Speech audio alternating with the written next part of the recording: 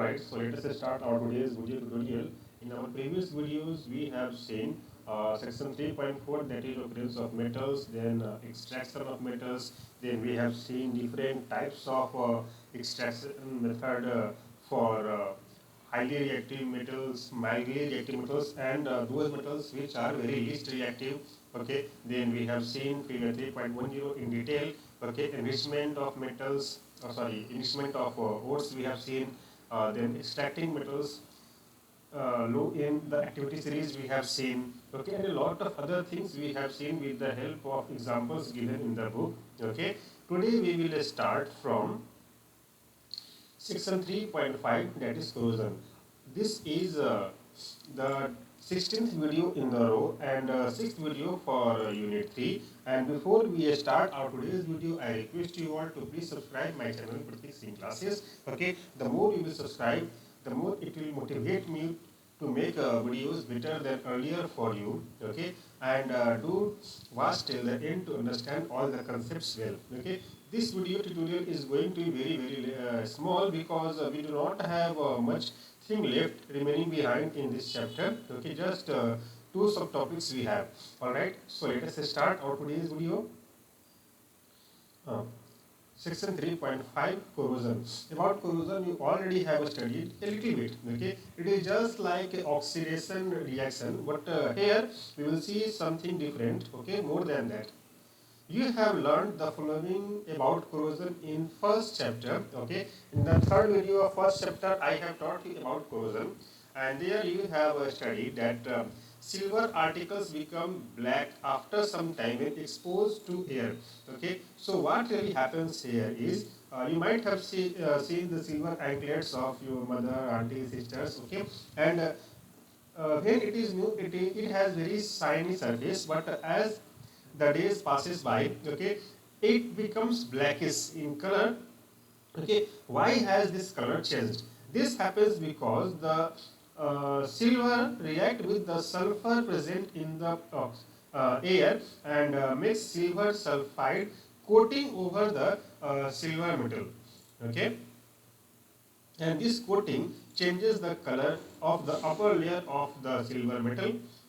Copper reacts with moist carbon dioxide in air and slowly loses its shiny brown surface luster and gains a green coat, and this substance is called copper carbonate. Okay, so here copper in presence of moist means water and carbon dioxide, atmospheric carbon dioxide. Okay, it reacts and makes copper carbonate, and this copper carbonate forms in a green color and sticks to the upper layer of the copper metal. Okay, and because of that, the dishes which you have in your kitchen or you have seen, okay, becomes greenish in color and the lustrous brown surface goes away, faded away. Okay, iron. Okay, corrosion is the biggest evil for iron materials. Okay, because it decays the thing. Iron when exposed to moist air means oxygen plus water vapor, okay, for a long time acquires a coating of a brown flaky substance called rust, and this rust comes out in the form of flakes and decays the iron material.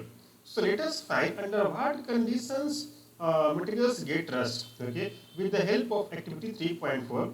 To do this activity, we need 3 beakers or 3 test tubes. Okay, and as you can see, test tube A, B and C all fitted with cork. Okay, so that air cannot go in or come out. Fine. Let us see what is given here, how to do this activity. Take 3 test tubes and place iron nails, clean iron nails on each of them. Okay, because if suppose you will take rusted iron nail, okay, iron nails which are already rusted, okay, nothing will happen at all because the upper layer already has a layer of a coating of iron oxide, okay, or Fe2O. Label these test tubes A, B and C and pour some water in test tube A and cork it. Okay, so first you have put a clean iron nail in all those 3 test tubes, and in test tube A you have to put some water. Okay, not fully filled. The iron nail should be partially outside of the water. Okay, and cork it.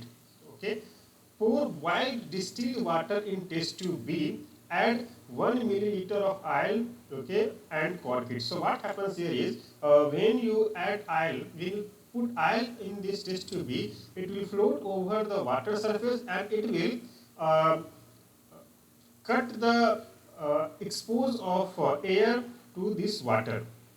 The oil will float on the water and prevent the air from dissolving in the water, okay, and then put some anhydrous calcium chloride in test tube C and cork it. Anhydrous means there is no availability of water molecule. Anhydrous calcium chloride will absorb the moisture, if any, from the air. Okay, so if suppose in this test tube C, if there are some air trapped inside, the anhydrous calcium chloride will trap all the air, okay, or all the moisture, okay, and there will happen no source of oxygen inside this test tube C.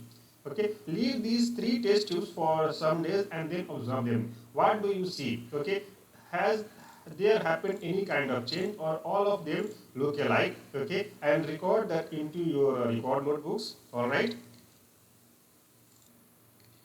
Okay, you will observe that iron nails rust in test tube A because it was in contact with water as well as oxygen, okay, or air.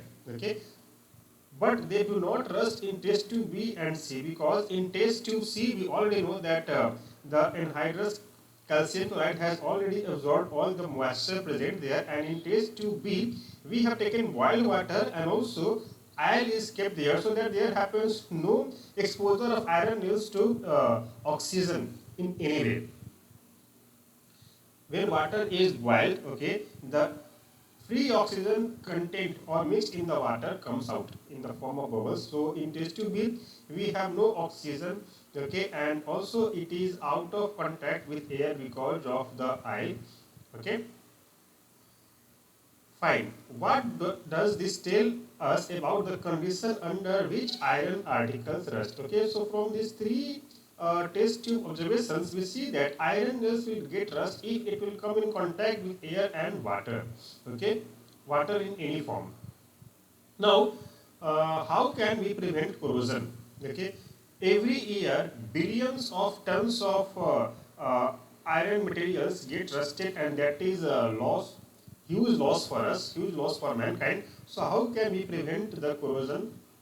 The rusting of iron can be prevented by painting, oiling, greasing, galvanizing, chrome plating, anodizing, or making alloys. Okay, so what really happens is, well, whenever iron gets rusted, only the first layer starts getting contact with air and water or moisture and get rust. Okay, then in the form of flakes, it's come out. Okay, and then the second layer, okay, get rusted, and likewise again it will come out in the form of flakes, and third layer, fourth layer, and so on. Okay, but if suppose we do something that the uppermost layer or the first layer of the iron material doesn't come in contact with moisture and air, it will not rust at all. So to prevent the corrosion, we do painting over the surface of iron materials. Okay, painting will prevent water droplets and oxygen to come in contact. Painting, oiling, greasing, and a lot of other things given here.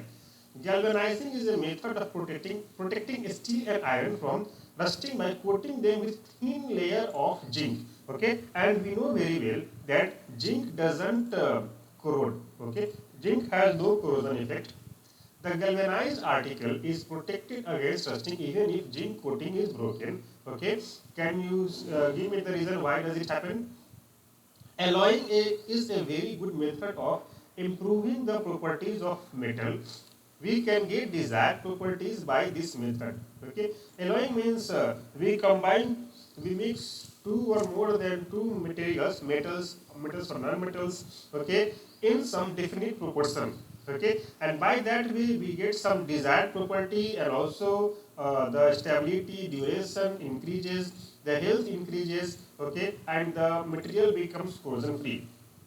Taking for an example, iron is most widely used metal, but it is never used in its pure state. Okay, you will be surprised to know that pure iron is as soft as a biscuit. You can break it, okay, easily. This is because pure iron is very soft and it stretches easily when we heat it. Okay, like when we heat glass and it starts melting, and we can stretch it in any form, in any shape. But if it is mixed with a small amount of carbon, just 0.05 percentage, it becomes hard and strong. Okay, so this, by mixing only this much amount of carbon, the strength of iron increases tremendously. When iron is mixed with nickel and chromium, we get stainless steel, which is hard and does not rust at all. Okay, the stainless steel glass or dishes which we use in our kitchen. Okay, it is an alloy of iron, nickel, chromium. Okay, and some very less amount of carbon. Okay, thus, if iron is mixed with some other substances, its properties change. In fact, the properties of any metal can be changed if we mix it with some other substance in some definite ratio, in some definite proportion. Okay, the substance added may be metal or non-metal. An alloy is a homogeneous mixture of two metals or a metal and a non-metal. Okay, so we can say here that an alloy is a homogeneous mixture. Okay, if it will be non-homogeneous, it will not give the same desired property which we need, which we want. It is prepared by first melting the primary metal and then dissolving the other metals in some definite proportion, okay, and so that everything melts together and mixes homogeneously itself, okay, and then it is cooled down at room temperature and we get the desired property, and then the alloy is converted into the designed shape or the desired shape which we want. Okay, here something is given about pure gold. Do you know? Pure gold, or known as 24 karat gold, is very soft. It is therefore not suitable for making jewelry. Okay, if gold will be soft, okay, it will break anytime, anywhere, anyway. Okay, so that will be a huge loss. So we have to add some alloy or add some metals or non-metals in gold to give its desired strength. It is alloyed with either silver or copper to make it hard. Okay, that means the gold which we get from goldsmith, okay, it contains some amount of either silver or copper. Generally in India, 22 karat gold is used for making ornaments. Okay, it means that 22 parts of pure gold is alloyed with 2 parts of either silver or copper. Okay, but mostly the goldsmith, they mix higher amount of copper rather than silver, because copper is again cheaper than silver. Okay, so always whenever you are buying any gold thing, okay, always get a hallmark gold. If one of the metal is mercury, then the alloy is known as an amalgam. Okay, the electrical conductivity and melting point of an alloy is lesser than the pure metal. Suppose we have three different elements X, Y, and Z. Okay, they will have some melting point, but when we mix them, the melting point of the alloy X, Y, Z will be lesser than either X or Y or Z. For example, given here, brass, an alloy of copper and zinc, okay, and bronze, an alloy of tin and copper, are not good conductors of electricity, whereas copper is used to make electrical circuits a very good conductor of electricity. Zinc is also a very good conductor of electricity. Tin also. Solder, an alloy of lead and tin, has low melting point and is used for welding electrical wires together. But lead and tin separately, they have very high melting points. Okay, so these alloys, the given here, copper and zinc, which is brass, then bronze, copper and tin, then lead, that is lead, solder, that is lead and tin. Okay, so these alloys and the composition we have to remember, because it is asked in public exam in 1 mark question. All right. Here an iron pillar at Delhi is given. Some of you might have seen this, okay, who are living around Delhi or have visited Delhi. Okay, and this is the marvelous you can say you will be surprised to know that even though it is very old, it hasn't rusted till now. People say that it may be made by aliens. Okay, this good technology our Indian ancestors have, which we are totally destroyed by the Britishers. Okay, so let us see what is given here. The iron pillar near the Qutub Minar in Delhi was built more than 1600 years ago by iron workers of India at that time. Okay, they had developed a process which prevented iron from rusting. For its quality of rust resistance, it has been examined by scientists from all parts of the world. The iron pillar is 8 meter high and weighs 6000 kg. Okay, so from every part of the world, scientists, metallurgists have come to India and get some scratch from this iron pillar to find out why it hasn't rusted. Okay, and till now they don't know that what is the reason of the rust resistance or corrosion resistance of this iron pillar. Okay, so this is the marvels of India. Fine. So from here question answer started, but before we go to the next video, let me once again go to the what we have learned section. Elements are of two types, metals and non-metals. Metals are lustrous, okay, means they give a special sign. Malleable, okay, means we can make sheets of them. Ductile, okay, and good conductors of heat and electricity. They are solid at room temperature, except mercury, which is liquid at room temperature, okay, which you can see in the thermometers. Then metals can form positive ions by losing electrons to non-metals. Always remember that metals always make positive ions.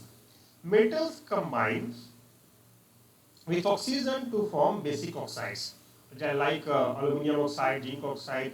Okay, and they show properties of both basic as well as acidic. Okay, so those oxides of metals which show the property of bases and acid are known as amphoteric oxides. Okay, which we have seen in the, I think, second video of this unit. All right, fine. Different metals have different reactivities with water and dilute acids, okay, with air, okay, with bases. A list of common metals arranged in order to the decreasing order of reactivity is known as activity series, which we have seen in a table given. Okay, the first two highest reactive element are potassium and sodium, and the least two unreactive elements or the um, noble elements also are silver and gold. Okay. Metals evolve hydrogen in the activity series can displace hydrogen from dilute acids. Always remember this term. Okay. This term has been asked in 1 mark many times in the public exam, in the board exam. A more reactive metal displaces less reactive metal from its salt solution. Okay, and that is called as what?